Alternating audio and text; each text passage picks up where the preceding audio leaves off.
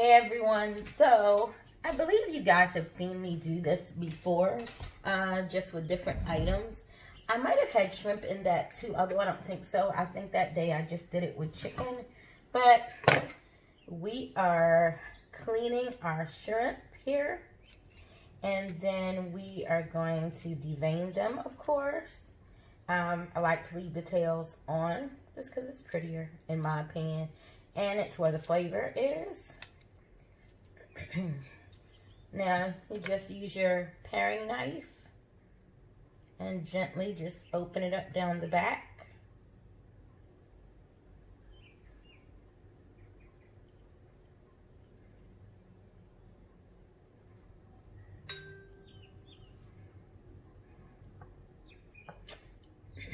And it's weird, this shrimp is pretty clean. I'm like, where is his poop? Cleanest shrimp I've ever seen poop wise. Weird, almost. All right, so we took out what little bit was in him, and there you can see it's clean.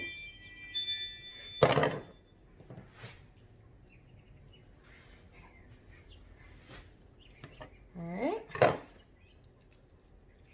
and open the next one up and see if he's just as clean inside. I'm telling you, these are the cleanest shrimp I think I've ever seen. Not that I'm complaining, but it's just weird. And you know what? Actually, on this guy, it's in the opposite direction. Now I see what the problem is. So we're just going to get in there with your paring knife.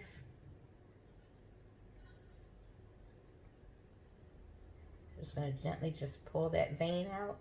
It's actually poop, not a real vein. But we're just going to pull those out. Make sure you get it.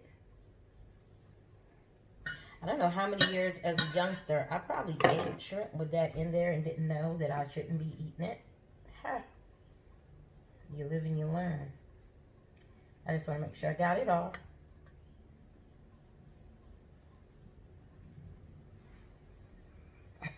Looks good, looks good. This shrimp is now clean. Sound like the little lady in Poltergeist. Open them up. Take further inspection just to make sure. And so that's what we're going to do here. I'm not going to show you the whole process because it's going to take a while, but I just wanted to show you that. And that way they'll already be clean for when I'm ready to cook later. Alright, so you'll probably find that lots of different chefs have different means for how they hollow out or their process prior to hollowing out their pineapples. As I mentioned last time, and let me get a cloth, because I believe, oh, no, I had a paper towel. I was going to say, I believe I'm out of paper towel, but no, I am not. All right, so there are different ways of doing things. I like to soften mine, and I keep them actually for a while. I buy them, but then I allow them to ripen more, which makes it even softer. Where'd my knife just go? My little paring knife is so tiny. There it is. I couldn't even see it. So, and then what I usually do, once they've gotten riper, while I've had them here at the home, I like to create a box. You know how you do avocado? How you cut the boxes into cubes? I do the same thing. Doesn't matter if they're perfect or not. You're just hollowing them out. I do the same thing. Now this would be easier, of course, if I had an ice cream scooper. I do not. But you can actually use your spoon that you use when you're measuring for baking. It works as a scooper too. If you find that not as soft as you like, go across the bottoms of these and then start digging them out again. Like so. Just scoop those out. And it's softer, like I said, because I had put it in the oven for a while this morning and then let these cool back off. I find also when you do it this way, they're so much juicier. And I like for the natural juice of the pineapple to also help with flavoring my meat and stuff that's going to go in here. Now today's meats are going to be stir-fried beef, some shrimp, and some sauteed fish, and we're also going to have beans in here. So this is going to be really good. And you can hold it up like this on its side to try to get this even smoother. Just kind of pull it out. I also put these pieces of pineapple back in the oven. Not the large pieces, but just the inside of what I scooped out, and let it kind of grill because it also gets mixed with my meat at the end. That's just how I do things. We all have different methods, but I just wanted to show you that, and I'll be back in a bit. So, just so you can see what I've done here, I've hollowed them out. The stalks are not on them this time also because, like I said, I let these ripen. Now, if I had a gig to do, I wouldn't have been able to do that. But what I do still do, if I got a gig to do, is I do leave them in their whole form with the skin on, and I do put them in the oven for a while just to get them softer before I butcher them like this. But here we go. What I've added to them thus far before them and this, just going to sit in the oven on 200 on low till I'm ready to fill them, is Tajin. And just some regular salt because we want sweet and savory. So these are just going to go in the oven now. They're just going to stay on a low 200 just to keep it all nice and warm. So I'm ready to fill them. Pardon my doggy, he's being ridiculous. All right, see you in a bit. Okay, so we are about to move on to the stir fry part of things with the stir fry beef. And then we're going to add our shrimp last because they don't take as long. So we're going to be using a little salt. For our sauce, let me start here. For the sauce that's going to go on these, we're going to use some Worcestershire, some red cooking wine, some Cairo, and some brown sugar. That's all going to get whisked together with a little, you can use apple cider or you can use your balsamic. You can use either one. But you do need a vinegar to create the dressing. All right? We got some lemon juice, some salt, some celery seed, some Sazon, some seafood seasoning because they were out of Old Bay. Just a little sage is going to go in, some extra scent paprika, some lemon pepper. There's the balsamic if that's what you choose to go with. The Tajin, and a little chop. Chop is going to go in the stir-fry beef part. So that's what we're getting ready to do now. I'm about to turn my pan on and get it warm. I'm going to be using a black cast iron skillet today. And I'm also going to be using my black cast iron on stove griddle. All right, so I'll see you in a bit. Okay, so a couple other things that are going to go into the stir fry. We're going to use, I cooked with this morning. So when I blog this, I'm going to include the breakfast I made along with a jar of this, along with this. So this is mazzetta. And this is from Napa Valley, and it's deli-style bell pepper relish. It's kind of a sweet, which will go along extremely well with the dressing we're going to create. We're going to chop up 1 red pepper and 1 red onion, just for our stir-fried beef, okay? It can be a rough chop. I'm doing mine in a rough chop, so when it's time for me to make my daughter's pineapple, I can find it easily and take the onions out for her because she doesn't like onion. So you just, even though it's a rough chop though, I like to be extremely uniform when I can. Sometimes I get in a rush and I'm not. But usually for plating and just so things look uniform and nice. And not only that, so they cook evenly. You want to try to slice things as evenly as possible. Be careful, keep your fingers out of the way. Alright, so it's like just a rough chop. And you can chop them a little more, of course, so that, you know, they're not so big in the pineapple of the people who are going to get them with the onion in. Just want to go just like this. Again, if everyone loves onions, you do a finer chop. I'm doing this, like I said, just so they're easier for me to find when they're cooked down, so I can leave them off the plates of people who don't want them. Got it? All right. Different people have different ways of dealing with their peppers. I do mine the way my grandmother taught me. I take the stalk out first. Set it on its head just like this.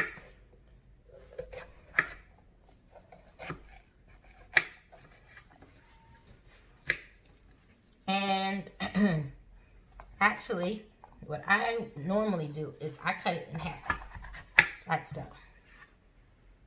My eyes are running from the onions. And I like to make pretty equal sized pieces, again, just because it makes it easier for them to cook and it just looks prettier, okay? So try to get them as even as you can. You want to take this part out that has the seed cluster on it. I should start saving those. I did start growing my own green onions by saving the roots, put them in a cup of water, and they've gotten pretty tall. Let me show you. Literally just sat them in some water like the ends, and voila, they're regrowing. These were literally just the ends, just less than 3 days ago, and they are already grown that much. So I'll have a constant supply of spring onions from now on, which is excellent because I use them in a lot of my stuff. All right, so you're just slicing these up as evenly as possible. You can leave them kind of big too. Again, this is called a rough chop. All right, like so. And do it again over here. Keeping your fingers curled like this to prevent you from getting cut. So we want to prevent that, right? If we can. You want to take this out and turn it over. It's easier to do. So let me just go ahead and take that out now, like so. Turn it back over. Keep your hands in what we call the bear claw, like so. Just power through it. Turn around, get it more on the side, like so.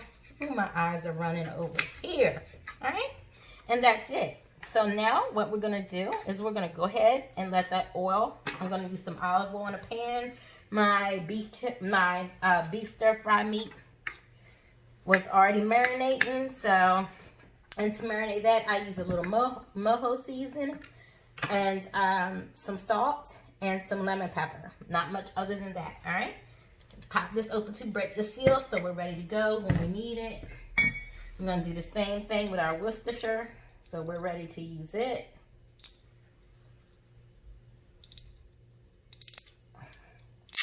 This is probably going to be one of the quickest meals I've ever cooked. I love when a meal is quicker because I am the queen of meals that take me all day. My dream, though, is to move into a home eventually with a chef's kitchen, which I have stoves and burners that take my 4-hour cook time down in 2 hours. People don't realize how important the size and type of the stove is towards how easily you're able to get things done. So I'll be back in a bit. All right, folks. All right, here we are. And right now, what we have is the, Alexa, pause. What we have right now is the vegetable sauteing. We're going to add a little more oil because I had to run to the bathroom, so the oil kind of reduced down too much for what we're trying to do. Add a little more in there. Pan was already hot, so that should not be a bother. Get a little bit of this burnt stuff out. It happened also while I was in the restroom.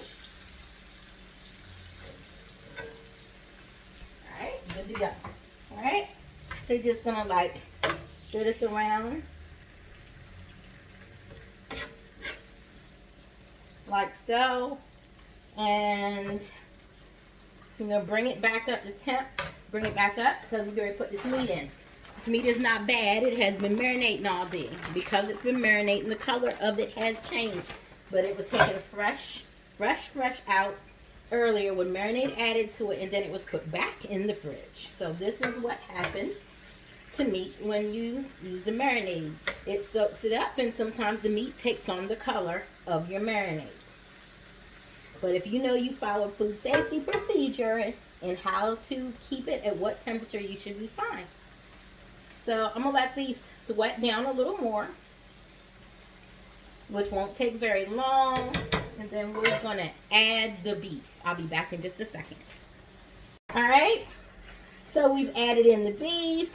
And we're just going to like move it around, mix everything up like so. Alright, I have a wok, but I didn't feel like using a wok for this. I'm going to use my good old cast iron skillet today. But normally I would have made my stir fry in my wok. Y'all have seen it in my other videos.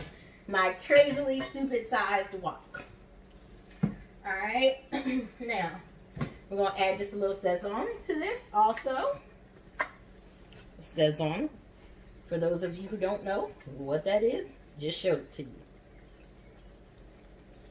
Alright, That's probably the equivalent of 2.5 tablespoons of Sazon. If you need some direction. I eyeball things. I've been cooking a while, so. 1.5 tablespoons of extra strength paprika. Alright. A little celery salt, which I know is probably super weird to people who are watching. It's like, why is she putting celery salt in this? It works. Don't ask why. Just know that it works. About 2 tablespoons. With your lemon pepper, be as generous as you want to be. Alright. Exact recipes stress people out. So I like to tell people learn to cook the taste. This is chop. A lot of people use it in greens. I use it literally everything but my greens. But it is an excellent seasoning for just about everything. And you again can be as generous with that as you like.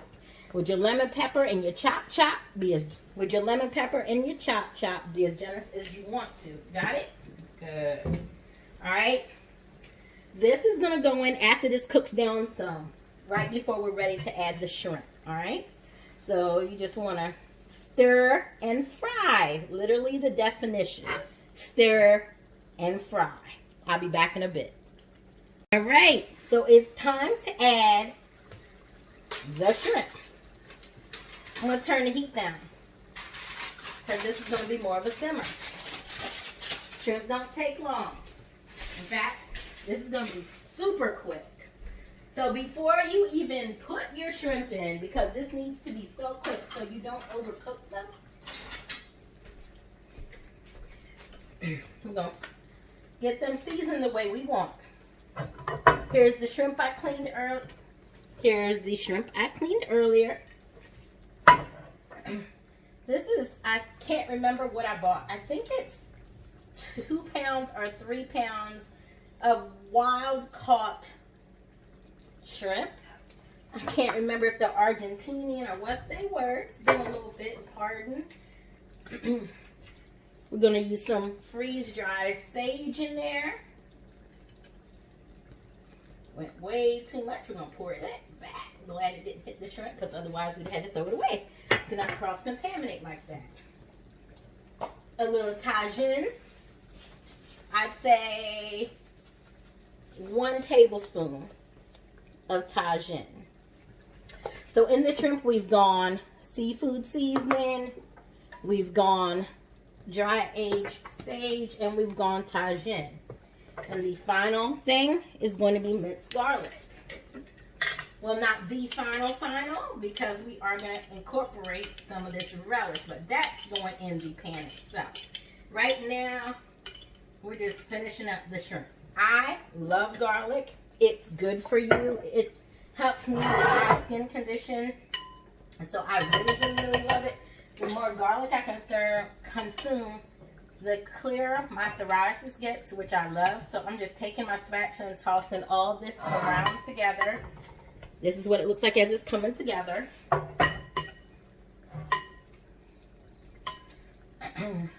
By the way, I travel to cook. I don't really do my professional cooking here in Atlanta, but I am considering finally getting an ad to do my cooking here in Atlanta. Atlanta is just a hard market to get into if you're not a native. And even though I've been here long enough at this point to really be considered a native, powers that be still don't consider me a native. So, but that's a whole nother conversation for another day. And we're not going to get into that. I've stated how I felt about someone who I once did business with, who I thought was cool, who had the ability to help promote in a crazy way, but then kind of just left me hanging, and that's cool. I won't beg somebody nothing for me. So, come closer so you can see just absolutely how beautiful this is. Turn the heat back up a little bit now.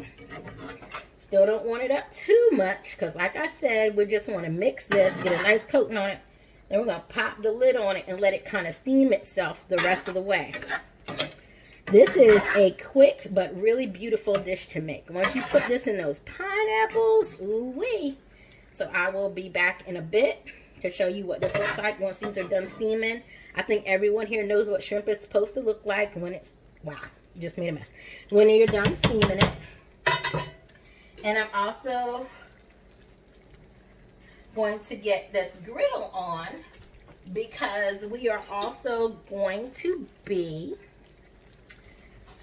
frying some fish real quick.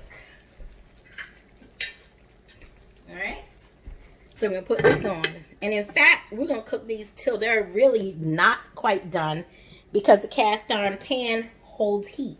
And it's going to continue to cook even though you remove it from the heat. So you always got to remember that. Do not cook the shrimp as done as you normally would because the heat in the pan will overcook them.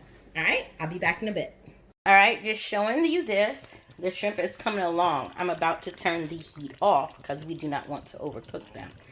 So just look at how beautiful this is. Oh my gosh. Dinner is going to be amazing. Hey, so I thought I was recording. Evidently, I was not. So what you missed for the making of this sauce is about 1.5 teaspoonfuls of Worcestershire, 1 high splash of red cooking wine, about 3 tablespoons, not teaspoons, tablespoons of oil, black truffle salt to taste, a generous but not overabundant splash of apple cider vinegar, of course, a little bit of balsamic, that's to your liking, and about 2 tablespoons of lemon juice, okay? And then you just begin whisking this together till it starts to kind of thicken, what we call emulsify and come together. That's what you need the oil for. The oil helps that happen, okay? And then, to get this as sweet as we really want it, oh, and there was about 1 cup of brown sugar also added in there, all right? Nice generous pour of Cairo. 1 second, please. Gotta check on my rice. Be right back.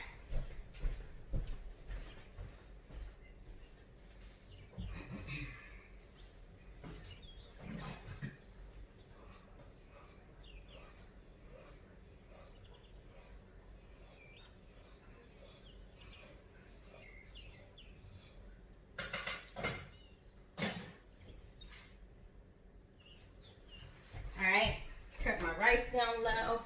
I burnt some rice last night. I'm not trying to do that again today. We just want to whisk this all together really nicely.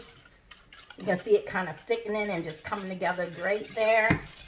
I'm going to cover this up. The more you go, the nicer it gets. See that? That's what you want. Keep mixing and mixing and mixing till you get that. That's the consistency that you want. And this is going to go over top of our stuffed pineapple. I'm put my whisk in the sink for now and rinse it off. Although I might end up still needing it, but for now I'm going to rinse it off.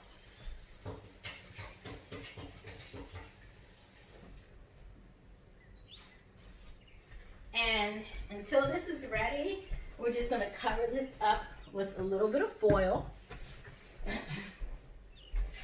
to keep all those lovely spring and summer creatures out of it. Alright? Just a nice piece of foil, like so.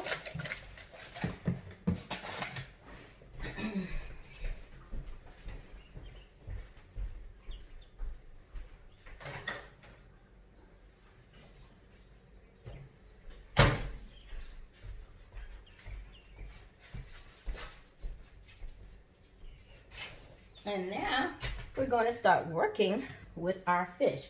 This freaking fly is getting on my nerves so bad. That's the first fly I've seen in my house this spring so far. I guess that's what we're going to be dealing with. I probably let him in when we went to the store earlier. My bad. I think I'm going to need 3 pieces of this. And I use my remaining pieces for a late night snack tonight. Well, that is a little piece. We might need it all. Yeah, why not? We'll just use them all, and if there's any left over, it can be used in the morning towards a breakfast meal. All right, so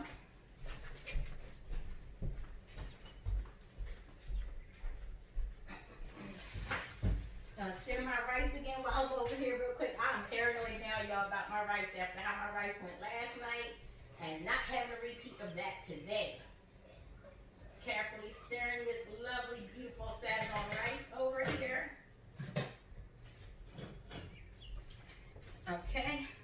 Gotta keep checking on it, you know? Alright. So, I'm just gonna cut these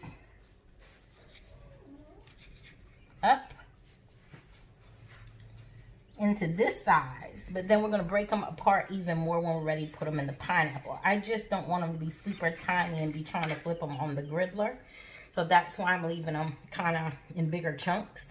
But when you're ready to put them in the pineapples, of course you're going to break them down. All right, like so. Pretty easy, right? Pretty freaking easy.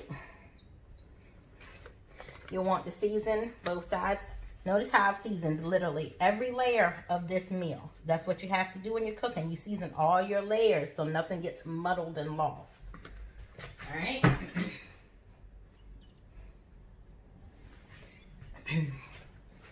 A little truffle salt. Now, of course, most of the flavors dish is going to come from the beef and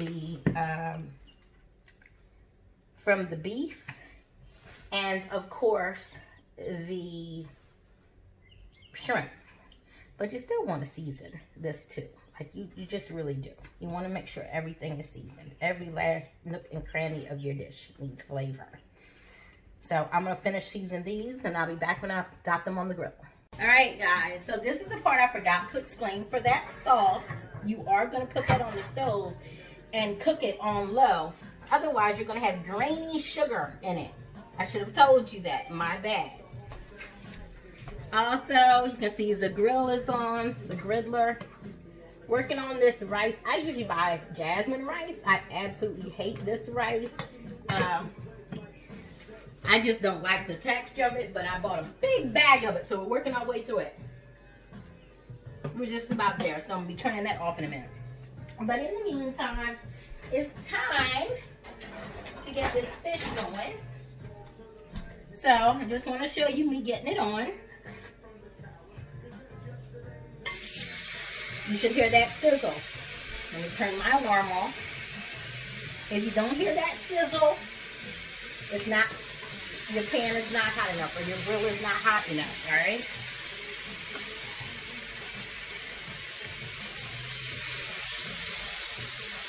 When I hear that, that's what you need to hear. Got it?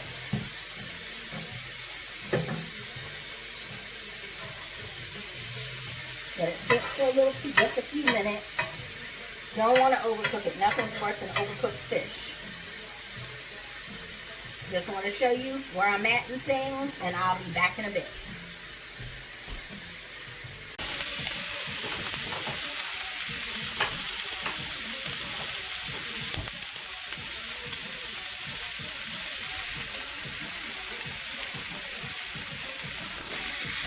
Fish. Got the sauce coming along. This one go on top, which tastes delicious, by the way. And the rice is just about complete. And there's the pineapple. All right, be back in a bit.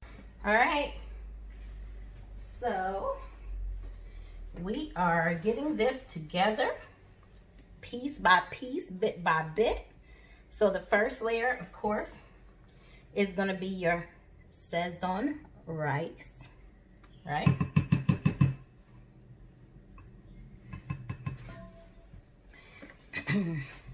The next layer, the way my brain makes sense to me, should be your delicate pieces of fish, like so. I'm going to use 3 on this particular one. All right.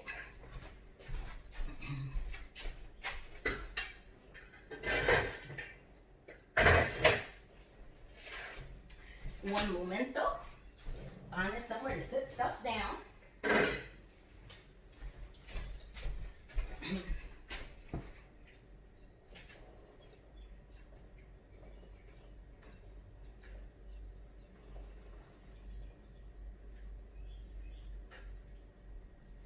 I'm gonna put like 4 pieces of the stir-fried beef on, and then shrimp. It's a messy plate, but it's a good one. All right. Warm them up. I'm gonna grab just a couple more things to put on here, and I'm gonna put it here and show you in a sec.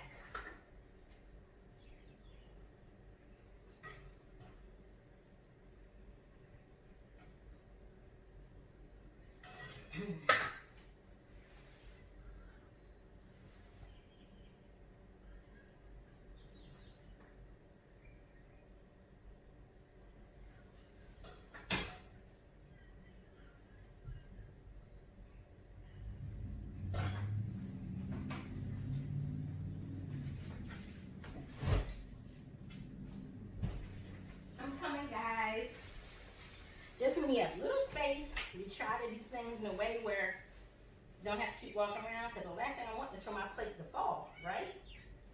So I'll be right there to show you guys what this looks like when it's finished. Wow, I lost the pineapple. All good. We're also going to wipe this off real quick. It's a messy plate. I'm telling you, it's messy. So you just want to take and you want to wipe away your mess. Clean plating is important. And there you go. And I'm going to bring this in closer now and get a better pic of it. And I'll be right back. And so this is the finished result. We've got some steak. We've got our fish in there too that you can't see. We've got the wonderful sweet savory sauce that I made. We've got shrimp. We topped it with some of the pineapple and some fresh cilantro. And that's the end result. Thanks for tuning in.